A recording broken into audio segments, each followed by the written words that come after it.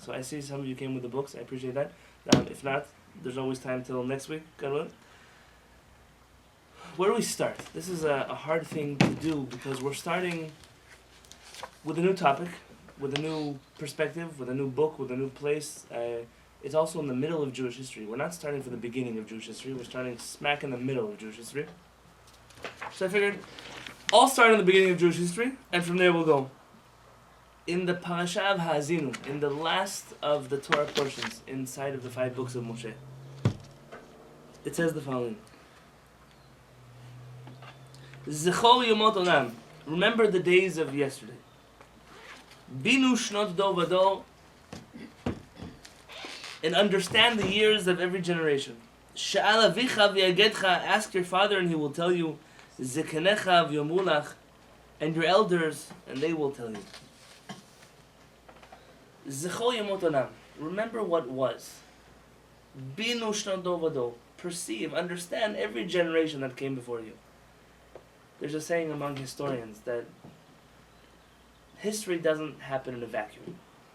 Nothing in the world happens in a vacuum. Everything happens because of things that came before it. Everything has a reaction that comes from things that will come from it. Very often people think that, oh, this is a new problem in history we've never dealt with before. King Solomon says there's nothing new under the sun. There's nothing that we've never dealt with before. Yes, it may be different names and different people and different times. But the problems are all the same problems. The solutions, it's very hard to come up with a solution that no one has come up with before. Oftentimes you could see that solutions were executed and that was a terrible solution. That wasn't the solution. Or you'll see that something really positive was executed and that's why you're here today.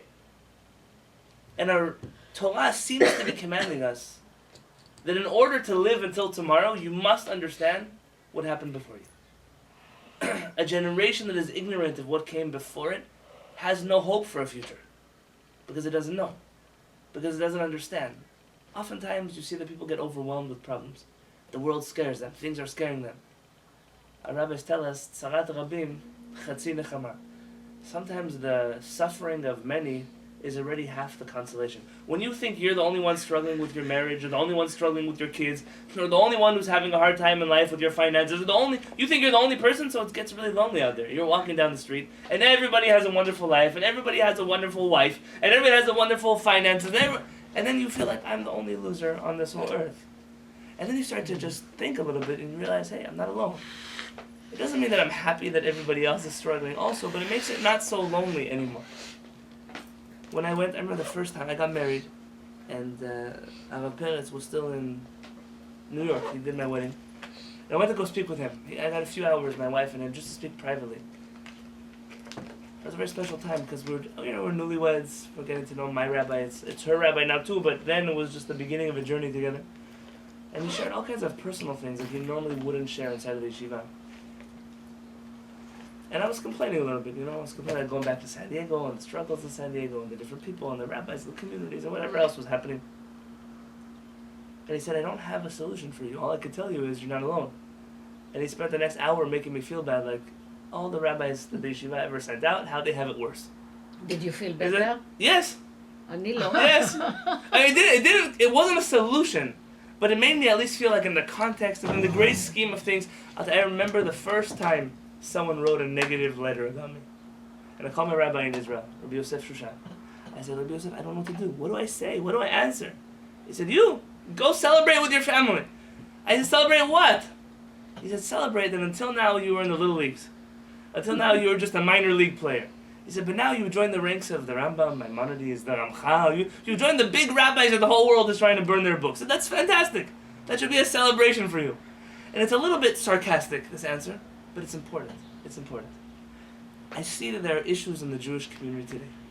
And oftentimes, people get so scared from those issues because they feel like it's new. Like, we're the first generation that's going to destroy our own people. We've been destroying ourselves for a very long time. We should have degrees in how we destroy our own people. It's nothing new. It's nothing new. But when you begin to see how it was that people, great people of our nation dealt with these issues, it gives us a little bit of hope that tomorrow there might be a better chance, there might be a better day. And it's not all negative, yeah. Can we link this also to Pirkei Avot? Because I think that's how we got to this book. That's absolutely correct. This book, and I'm going to get to the period of history in which this book is set up, Okay. and that's important. If I had to say, the biggest fear that people have in general when it comes to community is disagreement. People are very afraid that difference of opinions is the first thing that's going to destroy a community. Any kind of community, a small community like a family, a bigger community like a Jewish community, a world. That the multitude of opinions and the disagreement about how to do things is what's going to destroy people. People are very afraid of disagreement. That's where racism comes from. That's where all kinds of phobias come from. That's where I cannot handle people who are different than myself. Because if there's a different way of living, a different way of doing, if there's a different culture, we've spoken about this before, different cultures that experience things that we view as positive, negatively, and the other way around. Things that you think are negative about other cultures, they are actually very proud of. And people very often think disagreement, machloket, argument, lack of harmony, all those things go together. And I believe that when you begin to study this period of history, which is the period, the age of our rabbis, the age of the sages, the age of the HaShamayim, this is after the Torah is given. This is after the prophets already disappear from the earth. This is a period where human beings are left to deal with human issues in the most divine way that human beings can plan. So we're left to deal with major issues that yesterday we could have asked the prophet, we could have spoken to Moshe, we could have received some kind of splitting of the sea, a vision on a mountain. But now we're left to deal with these issues with Hillel and Shammai. And it shouldn't surprise you that those two rabbis spent their whole life fighting with each other. So now we're left with not one divine voice, but two that split the Jewish camp into two different people. And somehow, those two rabbis showed us that disagreement doesn't mean disharmony. It doesn't have to be that way. Those two rabbis who agreed on a handful of things, handful, I think I'm being generous when I say handful. They married each other's children. They lived together. They ate together. They celebrated together. They mourned together. They were able to show that you could be split down the middle pretty much on everything. But it didn't mean that the community had to fall apart. In fact, the only wars we begin to see between Hillel and Shammai, you never really see Hillel and Shammai fighting directly. It's always very good. Bet Hillel and Bet Shammai. The house of study of Hillel and the house of study of Shammai. Often it's the little foxes. What does Shlomo HaMelech say? Shualim ketanim. They're little foxes. They come. They're the ones who destroy the vineyards. You know, the ones who know what they're doing, they're not a problem. But there's always those little foxes that they're so patriotic. They're so partisan for their issue that they can't see another person, because to them, if they compromise, if they can allow another opinion to exist, then that's the end of it. The students of Hillel are more zealous for for Hillel than Hillel himself is for himself. The students of Shammai are more determined that Shammai should be victorious than he cares about. See, Hillel and Shammai were men who were pursuing truth. But they're students. How often do we see that? Rabbi Akiva, we just finished the Omer period. Rabbi Akiva has 24,000 students who destroy themselves because they can't agree as to what the rabbi was even telling them in the first place. That means that instead of being one united community under one rabbi who was leading them, they became 24,000 communities who destroyed themselves. Rabbi Akiva watches as his students become decimated, and then starts over with how many students? 5. That's it. Because it's better to have 5 who really get it than 24,000 who don't. Zechol Yomot Olam. You have to remember that this has happened before. What goes around comes around. Yes, differently. Not to belittle anything that we're going through today. But don't believe for a moment that you're alone. We know, we've been there. We've thought about this already. And sometimes when we look and we see, wow, there's another option. There's another way to deal with what we're dealing with right now. Sometimes you look at the mistakes. Maybe they didn't deal with those things properly. We lost our second temple for a reason. Our rabbi say in the first temple, first temple, we were murderers.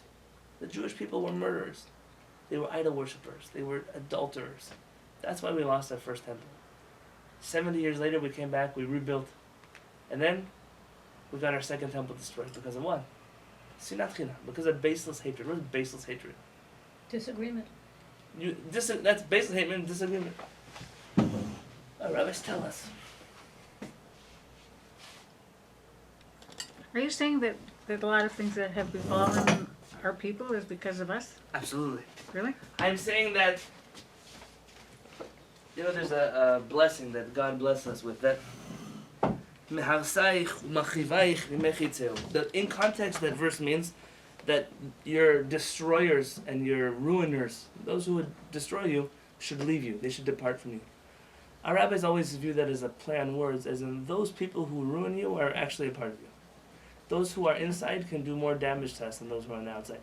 To the world, we show a united front so we can take care of our issues. But the moment we fall apart, we deteriorate internally, who's going to hold us together? What's going to hold us together? There's a... If I can find it quickly, I'll read it to you. And if I cannot find it for you quickly, I will not read it. All the pogroms? No, not every problem. Okay, Okay. you're right. No, not every problem that happened to the Jewish Okay. people is our fault. That's right. Okay. I have to... That's right. No, thank you for pushing. But I think what you're saying is that in some way, man destroys himself from within. That's correct. Absolutely. And if we have a group of our people where they're taking different sides, and from within they're dissenting against each other, not in a positive direction to move forward with agreement on anything or to find a solution, then we harm ourselves. I think that's the context. So I found the first half of the quote. The second half I was looking for, but there's a rabbi who wrote a book called Hamek Davar. His name is Rav Naftali Tzvi Yehuda Berlin. The Netziv is known. The Netziv had a famous brother who came to Israel and changed his name from Berlin to Bar Ilan. The famous Bar Ilan University is the brother of this rabbi. The Netziv was a rabbi of a very interesting period in Jewish history. He was the rabbi of the Yeshiva of Volozhin, the famous flagship institution of Ashkenazi Jewry, when Jews started leaving rabbinical school to become socialists, to become communists, to become whatever the new fad was going on in the street at the time. And he was dealing with students who, some of them were already 1 foot out. They were already fighting with each other philosophically on how they should live and not live.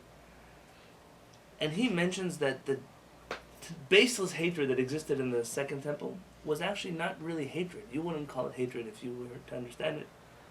The root of the hatred was religious.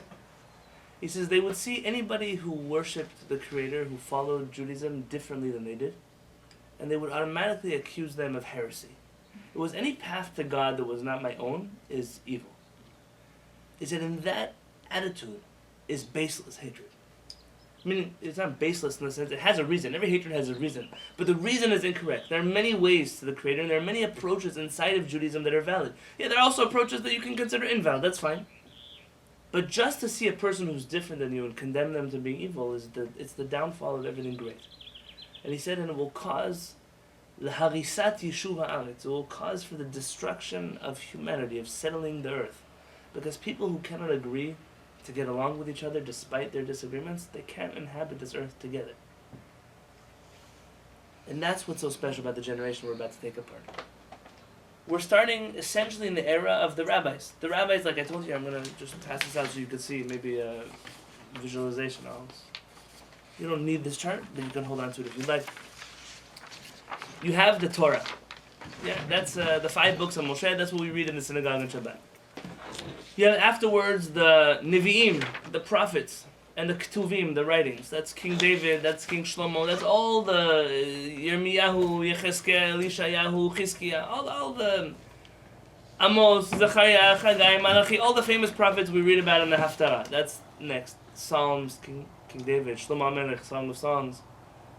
And then right after that, you have a generation of the Mishnah and the Talmud. The Mishnah is the first book of Jewish literature that is written without divine inspiration. It's not a divine book, it's a man-written book of codes that we believe we received from Moshe Rabbeinu on Mount Sinai. In other classes, I would go through this chart and show you how halakha is born, how things are born, but that's not my intention today. הוא wrote את המשנה, זה יהודה הנשיא. Rabbi Yehuda Hanasi, Rabbi Judah the Prince, and I'm going to post if you want, if you decide to access the Google Classroom, it'll be much easier for you to, I'll post articles that follow up to what we're talking about Good. here, and you'll be able to like fill in the blanks of what we can't cover inside of a class. Rabbi Yehuda the prince, he didn't write the Mishnah as much as he compiled the Mishnah. Many rabbis wrote the teachings found inside of the Mishnah, but he was the one to travel from rabbinic court to rabbinic court to rabbinic school to rabbinic school and gather all those teachings and put them together into a coherent work. And that's why the work is attributed to him, even though he didn't necessarily write anything. He just compiled everything that was there. In the shift that happens between prophets and sages, something fantastic happens to the Jewish people. But before I tell you what fantastic thing happened, I was telling you about differences. The author of the book in front of you, his name is Rabbi Dr. Binyamin Lau. Rabbi Lau is from the cream of the crop of the rabbinic leadership in Israel. He belongs officially to the religious Zionist camp, if that means anything to you. Rabbi Binyamin Lau and myself do not come from the same background. We don't come from the same ideological camp. There are many differences that I could list to you between myself and Rabbi Lau. And I think it's important to understand that, like many books that we study, you don't have to be part of the company line to study from each other. Rabbi Binyamin Lau is a scholar par excellence, not just in rabbinic literature, but also in academic literature. He's a PhD. He's a person whose his style of analysis, the way he approaches things is very refreshing and very, not just academic, but unprecedented. The combination of the yeshiva world and the academic community that he weaves almost seamlessly together. And I say almost because not always can you weave those two camps seamlessly together. There's an introduction that he wrote about it in the first chapter, and I suggest that you take a look at it when you have time. Rabbi Lau is precisely what we're trying to do here, which is just because someone comes from a different camp than you, or someone toes a different line than you always, doesn't mean that you cannot study their works. It doesn't mean that they don't have what to contribute to the conversation. It also doesn't mean that just because someone is more knowledgeable than you in a Jewish text or an academic text, that you have to shut up and you can't share an opinion. It could be that you'll read this information and say, well, I agreed up until his conclusion. At the conclusion, I think I disagree. That might happen here. It might happen that all the ducks that he lined up, we agree with. But when it comes to what does he conclude, what's the moral of the lesson, what are we supposed to walk away with, we can come to our own conclusion, and you might come to 5 different conclusions. That's okay. It doesn't need to scare you. Because precisely what we're doing here is taking a book of somebody who's not from our camp, whatever that means, and studying it because it's a work that is important to the Jewish people. And I believe it's a work that is important beyond the Jewish people. But for now, this is where I am. I'm sitting among my people. And without taking away anything, I want to talk to you about the prophets.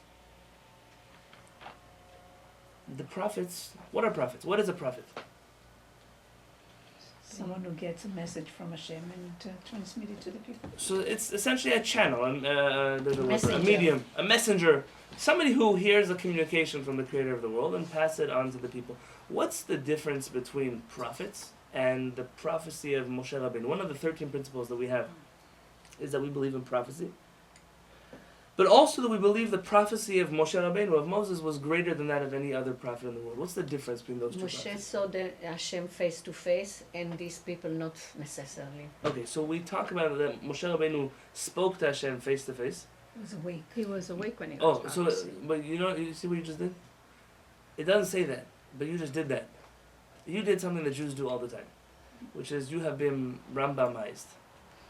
You've taken a concept like Moshe spoke to Hashem face to face and put into practical terminology. What does it mean spoke to Hashem face to face? That's a He didn't fantastic really que- speak to Hashem face to face because he never wasn't allowed to see Oh, the face see? of God. Paulette asked a good question. Don't you remember that Moshe Rabbeinu wants to see Hashem's face?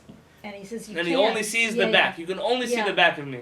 Yeah. But he was awake and conscious when he got his So that prophecy. Transmissions, Other ones in were the in a dream dream or or in in a... very good. So that's the way we understand. I mean, practically, what is the difference between face to face and not face to face? Moshe Rabbeinu was speaking to the Creator like you and I are speaking to each other. We're able to have a communication.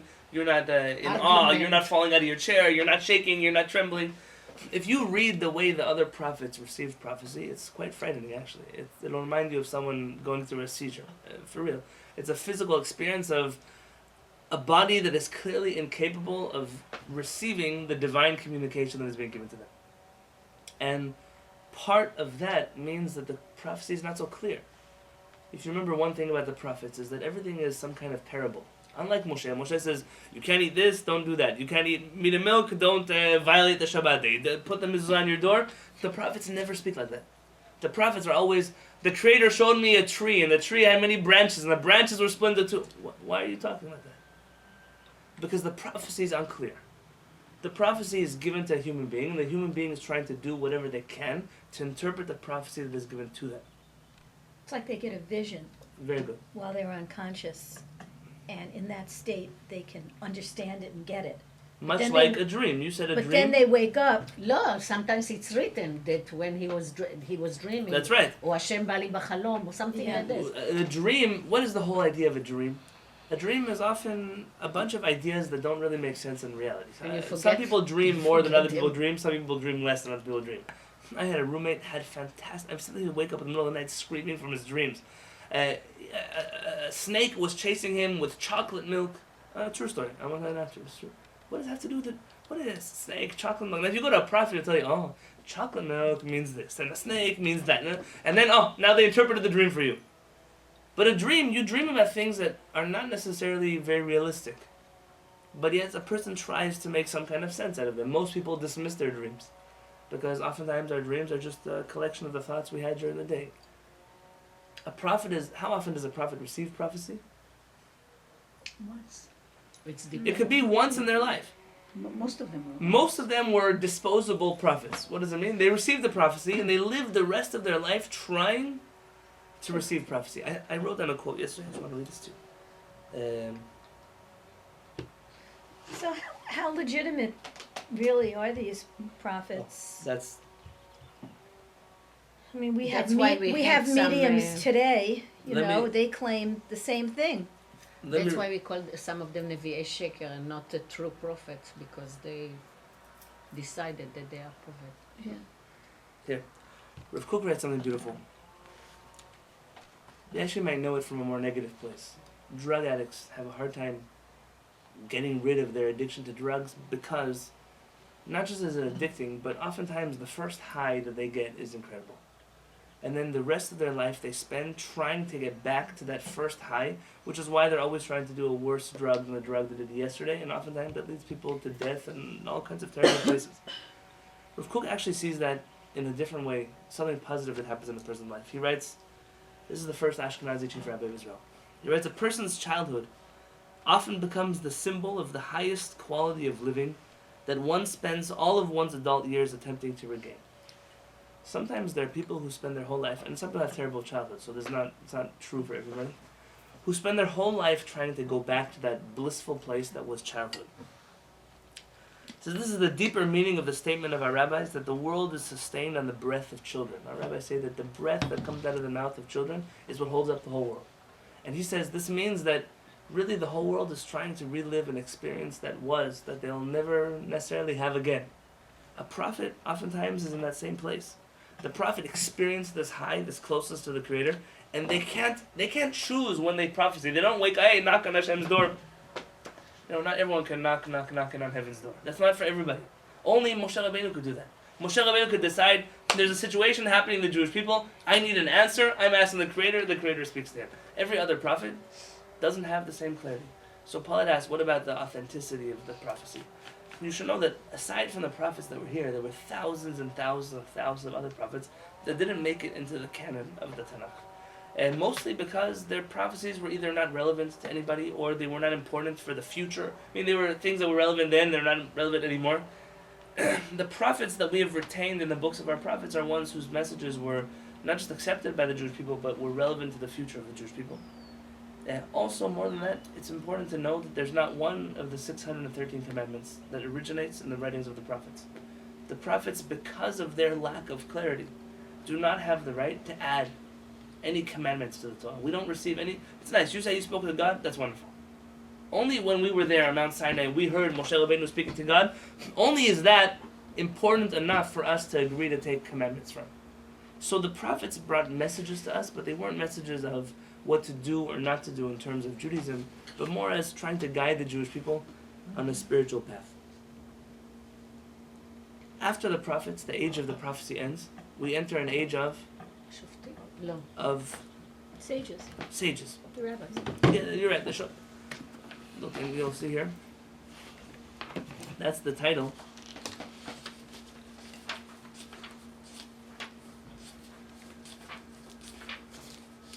That's the title. I didn't actually have a page number, so it's the page before the preface. You see that? Yeah. Yeah. From prophecy to halakha. I just had that. It's I know, I just saw it, I missed it. You want to tell the page. 25, XXB. Yeah. Sure. In the age of prophecy, we have Isaiah, Yirmiyahu, Yechezkel. Prophets are talking to us about what the third temple is going to look like. Water bursting forth from the gardens into the fire of the end of times, the Mashiach, the resurrection of the dead, the Jewish people gathering back to the land of Israel. Fantastic, futuristic Jewish ideas that are really the big picture of Judaism. Sometimes you wonder, like, what does my Jewish practice have to do with saving the world, making the world a better place? What does, not making a tea bag in the cup on Shabbat have anything to do with my mission to fix the world and make it a place that is good? And the truth is, in the age of prophecy, the prophets, the spiritual leadership of the Jewish people, were focused on the bigger picture. All they talked about was how to make the world a better place. All they spoke about was how all the nations would beat their swords into plowshares and they'd come together and there'll be no more war and everyone would get along with each other. And while the prophets are prophesying the most beautiful of things, what are the Jewish people doing? Suffering. Chotim. They're sinning. What kind of sins? Idol worship. They're worshipping idols. I mean, the same people who have prophets that are speaking to them about world peace, about the whole the world becoming a place that knows God, the people of those prophets are worshipping idols.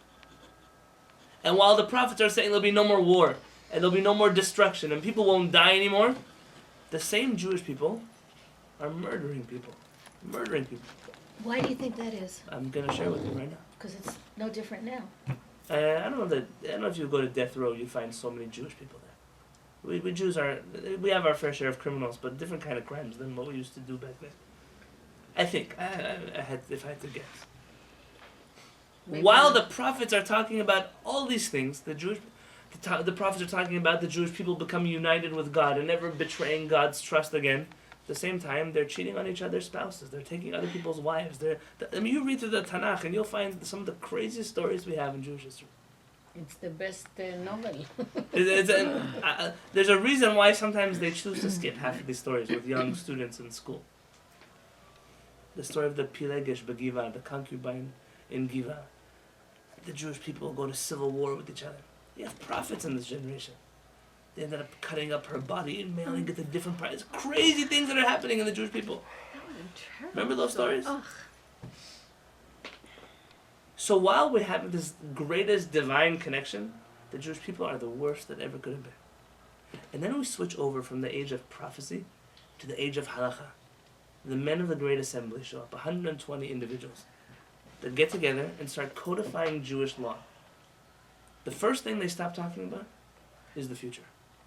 No more redemption, no more Mashiach, no more temple, no more world peace. They don't spend their time. The first thing they do, they don't waste any time. They begin to institute commandments for the Jewish people. New commandments. So we have 613 biblical commandments. How many commandments do the rabbis institute? 600? 600. Feels like it. Right? 7.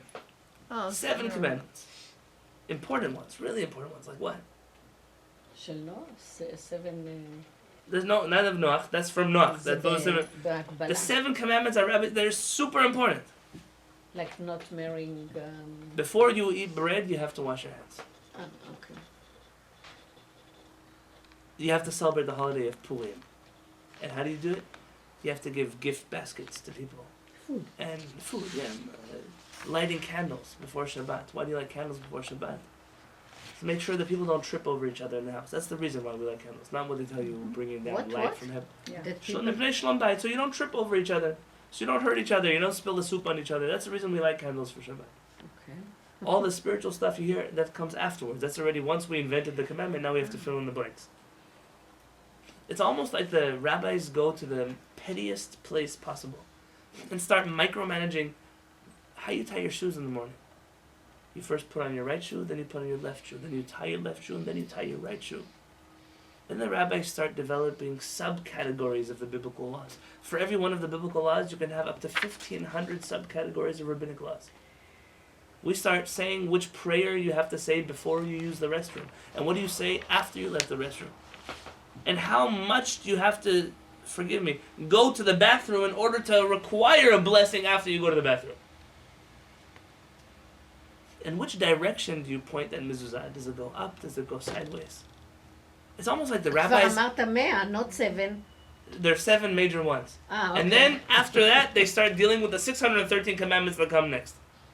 So do you think the purpose is to get conformity, to bring people in? In other words, if you have a group of, this is what I think, if you have a group of people that are all doing their own thing, and a lot of it is intermarriage and murder, stealing, idol worship, I mean, whatever it might be, and you're the council that wants to bring them back into the fold and have them, you know, participate now as we feel they should.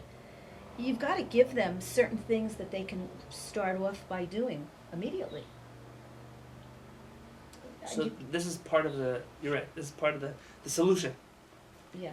There once was a famous musician who was on stage, let's say in the 70s. He said, "Who here wants world peace?" And there was a crowd of hundreds. We all want world peace. Okay, so why don't you hug the person standing next to you? I mean, the idiot who poured popcorn in my shoe 2 minutes ago? The one who walked in front of me when I was trying to see the concert? Nobody hugged anybody. Yeah. Sometimes when we find that our leadership is focused on the bigger picture, the people have no idea what to do. I need to know what to do right now. How do I live my life today? You're talking to me about in 1,000 years from now, all the people will unite. But what do I do until then? Exactly. And without guidance that deals with my life, if the guidance is too broad and too big, it's almost ironic. The divine leadership that we had in the age of the prophets gave way to the most corrupt Jewish people ever. And our rabbis, when they took over leadership from the prophets, their first attitude was, no more big talk. We're going to micromanage the Jewish people. And by micromanaging the way you wash your hands and the way you tie your shoes, we're definitely going to make sure you're not taking somebody else's wife and you're not murdering somebody else in the street. And that's when the Talmud gives birth to a sentence of Chacham, a sage, adif min avi. A sage is preferable to a prophet. We'll take a sage over a prophet any day, say our rabbis. Why? You think a prophet is greater than a sage? See, when you come to Hillel or Shammai or any of the great rabbis and say, hey, I need help, what does God want? I don't know what God wants. But I'll tell you what you need to do. When you go to the prophets, they can tell everything that God wants, but not the thing that you know how to do. And it's almost ironic that we had to take a step back from greatness in order to fix ourselves. And that's why we pray for a day where a Mashiach will come. And our rabbis are very clear. What is Mashiach? Who is this Mashiach person? Mashiach is someone who is both a prophet and a sage. What does that mean practically? Give us the now and the future. Very good. It's someone who has vision of the future while also knowing what to do now. Essentially, it's under the rule of the Mashiach that the world will become a better place, that people will unite, that no more war will happen, that people will return to the service of the Creator, that we won't hate each other anymore, there won't be destruction on earth. But it takes both a prophet and a sage to do that. And I think that so much of the Jewish people, so much of what we focus on, you might not think about this consciously. So much, and so what's the bigger picture? What's the point of all of this? And oftentimes, what we don't begin to realize is, it's in the desert, when God is speaking to us openly and food is dropping out of the sky, that we worship a golden calf. It's in the times of Eliyahu the prophet, whose fire is coming up on Har Carmel and the Mount Carmel, that we're worshiping idols. But it's in the most godless place in the middle of the Crusades. It's in the darkest corner of Auschwitz, where there are no prophets and no God to be found, that we hold on to Judaism like we never held on to it before. That we hold on to the integrity of the Jewish people like we never held on to it before. And it's something that I don't know how to explain, but I can tell you it is. It is when we focus on the things that are important right now, the crises that are happening now, the issues that are facing us now. When we look at the rabbis that walked the Jewish people out of the havoc that was prophecy into the petty, micromanaged world that is halachic Judaism, where you actually begin to see a Jewish people rehabilitate itself and spend all of its energy and all of its time trying to be loyal, trying to be upright, trying to be just, trying to be educated, trying to be refined. And that's the era of Jewish history that we're diving into together now. So what you just described, isn't that the history of our people forever? It's a push-pull, Absolutely. back and forth, back and forth, back and forth. And we have it We today. always have ups and downs and ups and downs.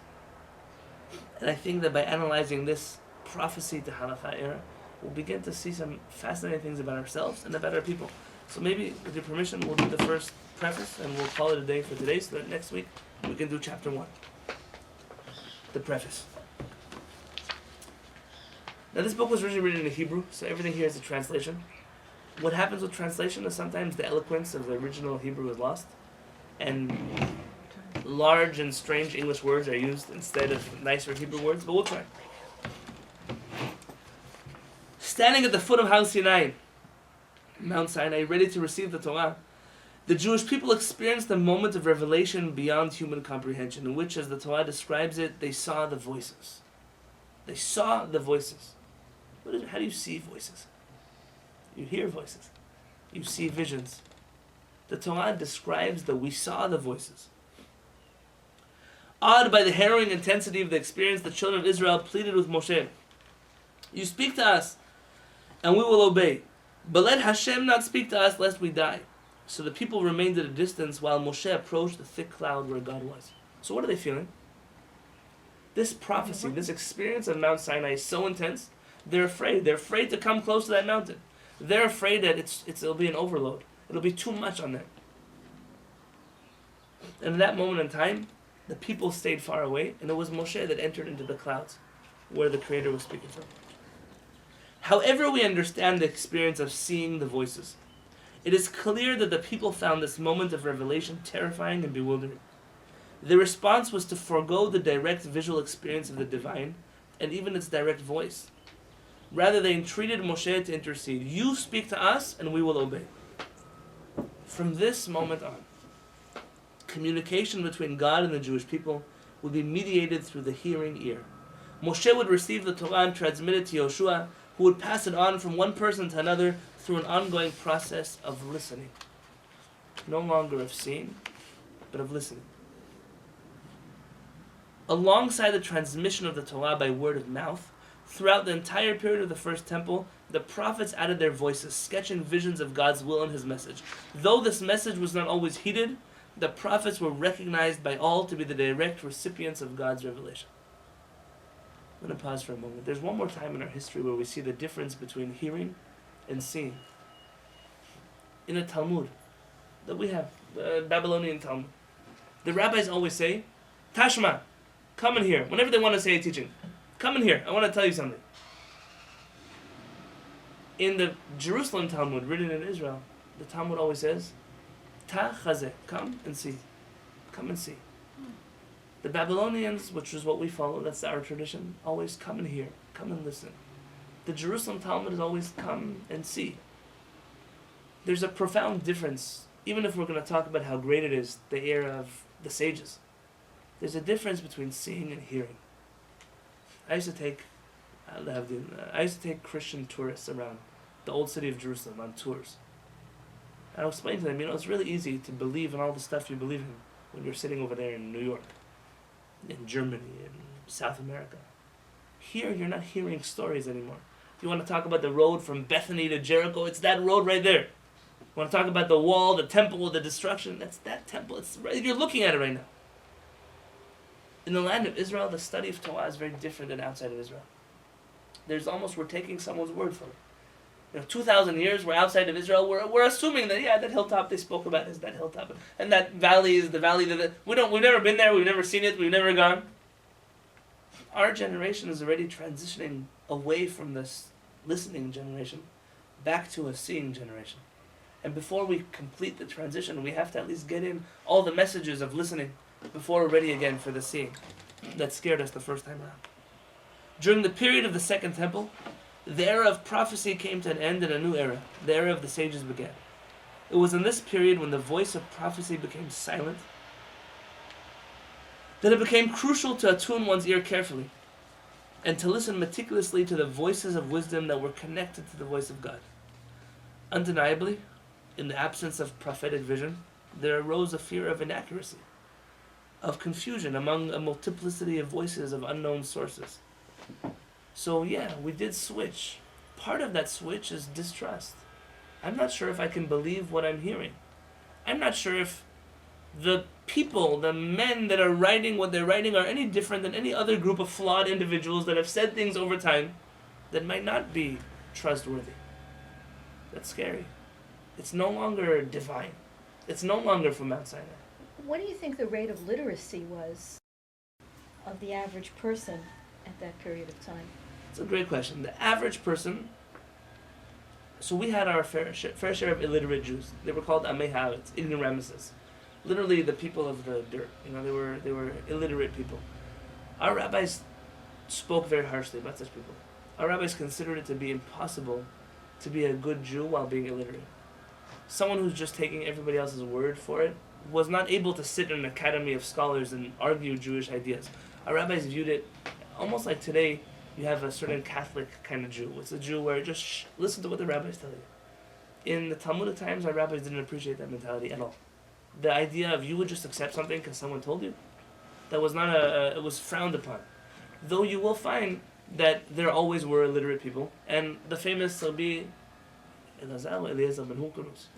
He left his family to go become educated, and his family disowned him because he did something. For them it was, why would you leave the family business and go study with those scholars in Jerusalem when you could be making money? But always the people of the book were expected to be literate, and I think you find this throughout Jewish history. No matter where we were and where we lived, even if you would always find illiterate people among any community in the world, Jews had a very high rate of literacy. We were always the people who were writing and the people who were doing letters and translating for the kings, and because that was part of our belief, was that in order to be Jewish you had to be educated. I know we had that, but I'm not 100% convinced just yet that at this time, at the time of the sages, the Second Temple has just been destroyed. What's the sense of literacy Among the regular people. amongst the regular So people? can I give you a research project? Yeah. Researching. Can you get us back an answer next week? Yeah. Yeah. All right, That's a good question. I don't have an answer. Yeah, all right, I'll see what I'll I try can to do find the out. same thing too. Jewish literacy In the Second Temple era. Second Temple. I'm sure someone wrote about it. All right. Life lived in a fog of divergent and sometimes contradictory voices, inevitably led to uncertainty and doubt. So it doesn't just help that the people who are guiding us are no longer divinely connected. It's worse that they now have multiple opinions as to what the divine told them. Think about today. Just how do you do Shabbat? Well, if you're Sephardic, you do like this. If you're Ashkenazi, you do like that. If you're Hasidic, you do... There was one Torah given on Mount Sinai. So one of us is wrong. Or most of us are wrong, and one of us is right. Or maybe you're all right. Yeah. Or maybe I'm wrong. Maybe there's no one way to. Maybe. Maybe. In which case, what do we create? Confusion. In the multiplicity of opinions, there becomes a fog of confusion. The chapters which follow introduce us to this dynamic period. In particular, they chart the arrival of Exile. Who is Exile? Exile ben Nehemiah. Yeah, who were they? What did they do?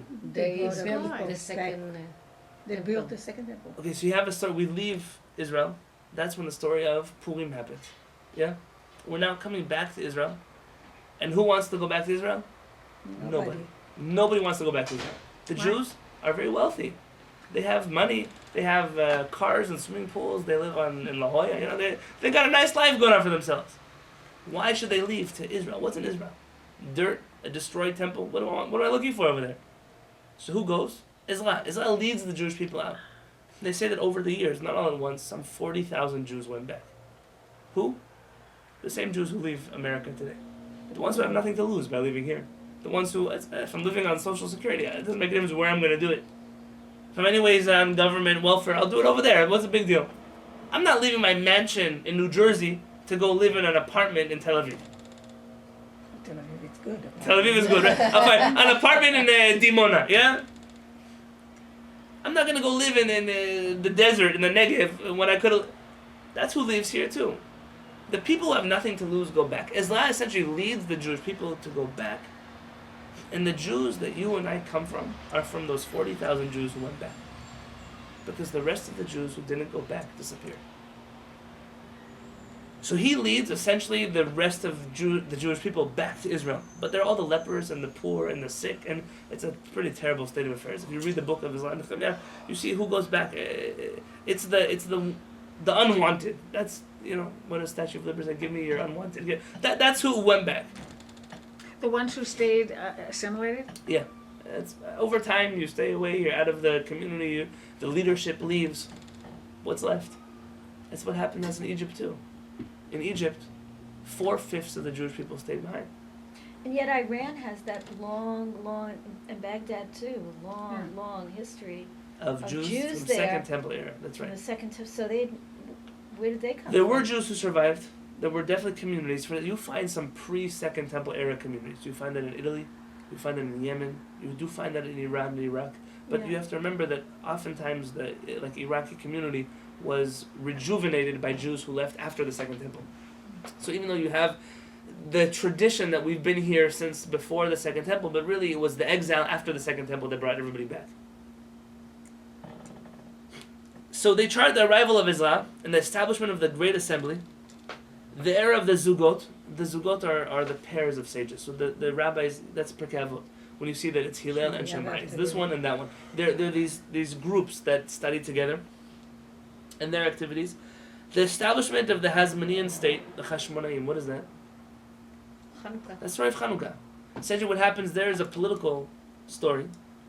In the age of Hillel and Shammai, all of these events took place in parallel with the ascent of Rome and the decline and ultimate elimination of Jewish political independence.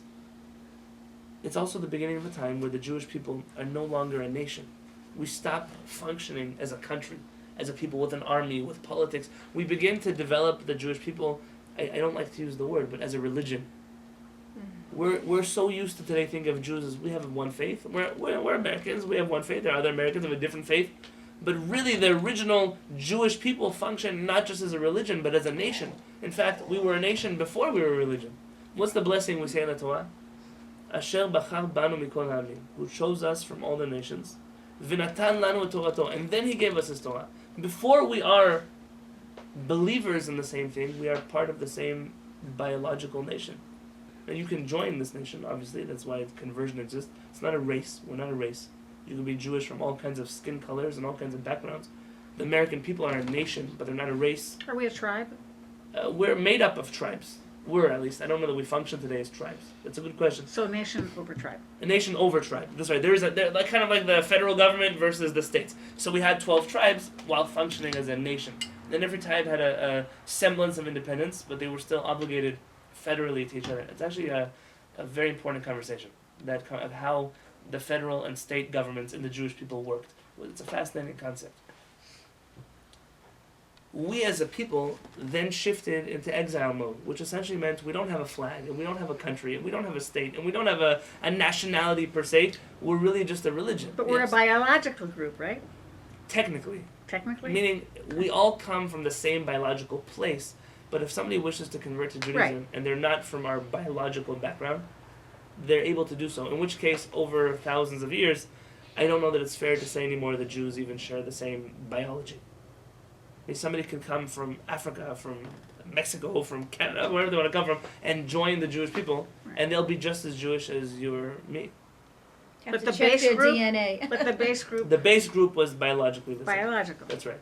And here's an interesting thing that also explains why this notion that somehow there's Jews who observe and Jews who don't, and some of them will be better than others, is incorrect.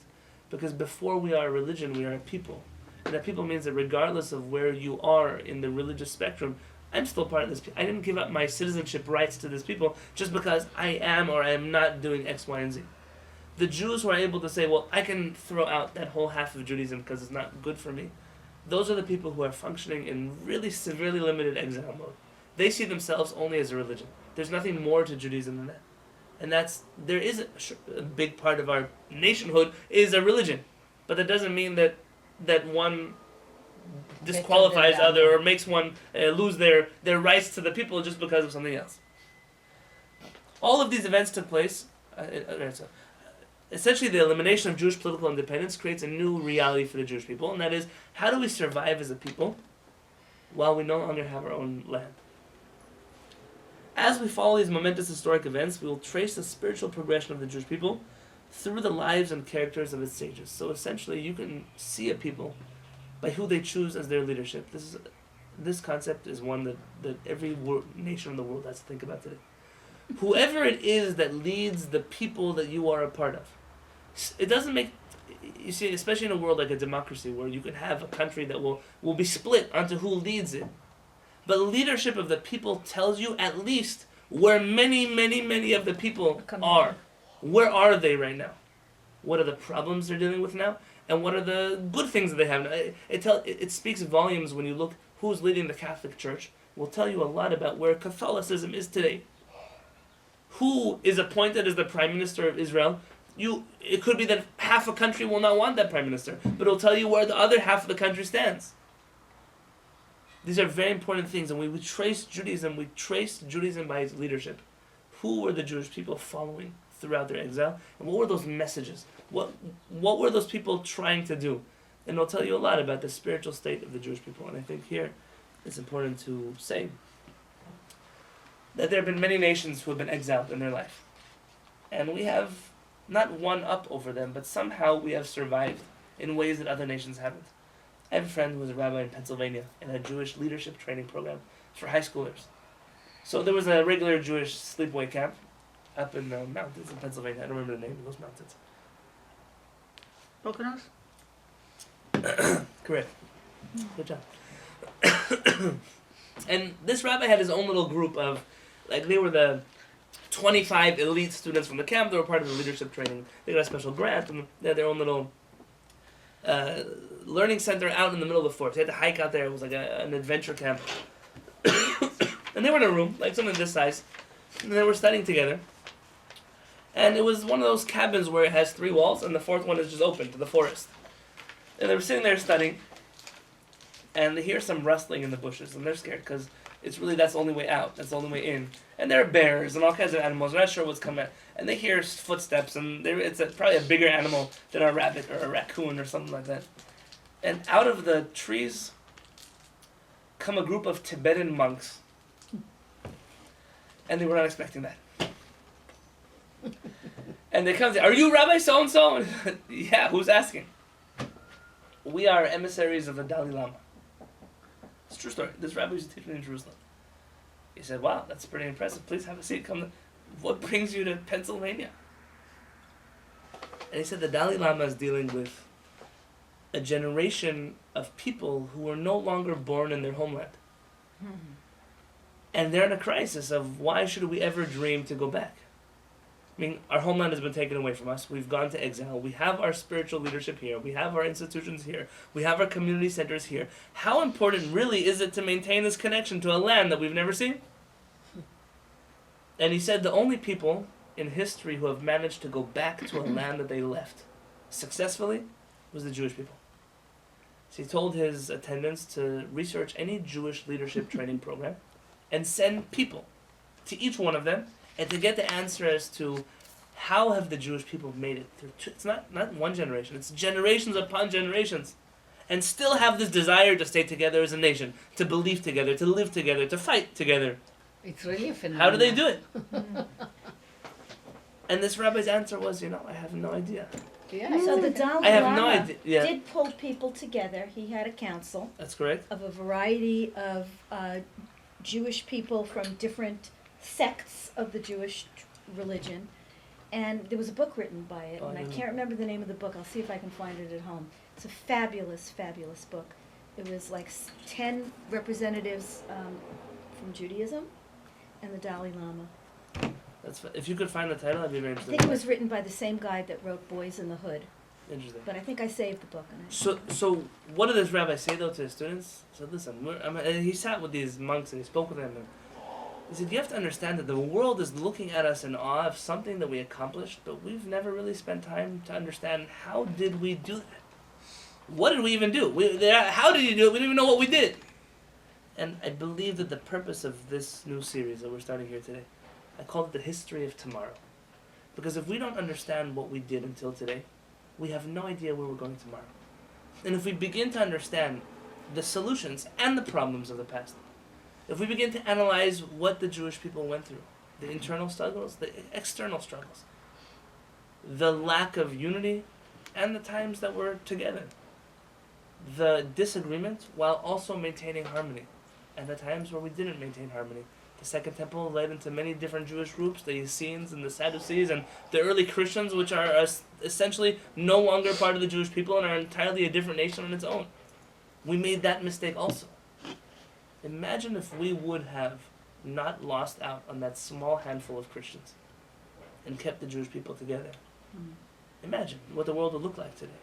Imagine all the things done to us by the Catholic Church if they would have never happened because there would have been no Catholic Church. It's a fascinating thing to think about. And if we wish to make it until tomorrow, we must study the past. Zichol yomot olam. Remember the days of old. Binu shnot dovado. Do you have a theory on why we made it?